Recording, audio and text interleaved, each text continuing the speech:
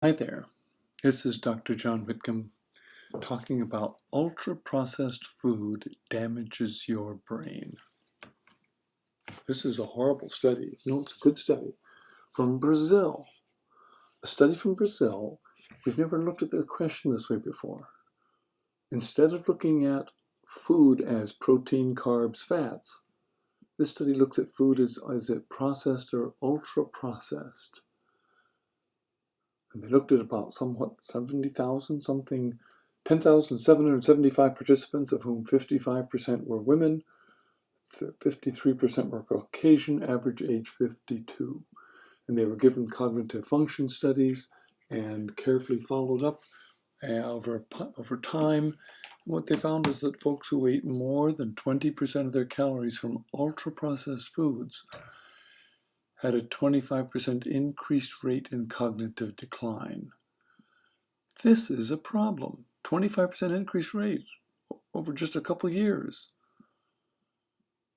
Suddenly it's not the contents of the food, it's the way the food has been prepared and shipped to market and all the tiny chemicals in it. This is a huge paradigm shift, and it's a different way of looking at it. I think it's not surprising that I had to come out of the country from a different scientific set of studies and population who looks at foods differently. And you might contend that this might explain why the Mediterranean diet is so good for us.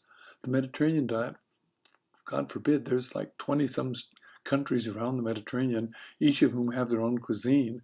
What is the Mediterranean diet?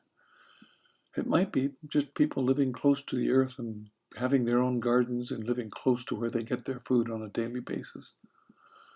What will work for me? I need to learn this ultra-processed food idea.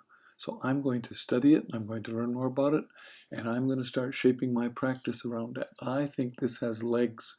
It makes sense to me.